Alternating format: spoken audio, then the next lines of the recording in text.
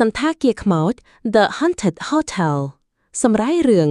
នៅលើភ្នំឆ្ងាយៗពីទីក្រុងមានសន្តាគារចាស់មួយឈ្មោះសន្តិភាពដែលគ្មាននរណាចូលស្នាក់នៅស្ទើរតែ10ឆ្នាំមកនេះ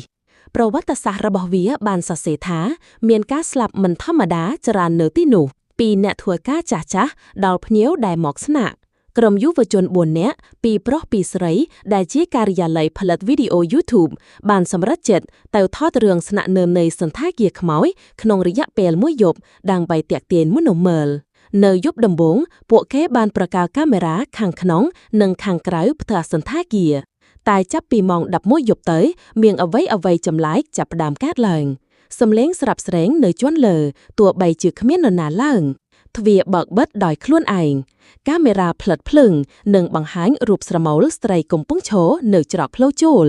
ក្មេងស្រីម្នាក់ក្នុងក្រុមបានបាត់ខ្លួនពេលវេលាទៅដោយអាណិតពេលពួកគេចូលទៅរកនាងនៅបន្ទប់ជុងភ្លៅដ៏ខ្មៅមួយគេបានខុននាងស្លៀកខោសន្តាគារចាស់ហើយនិយាយថា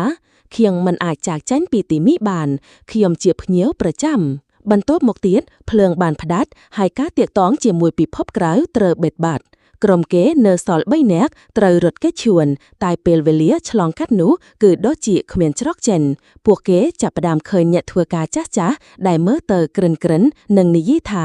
អ្នកបានស្នាក់នៅហើយអ្នកមិនអាចចេញបាន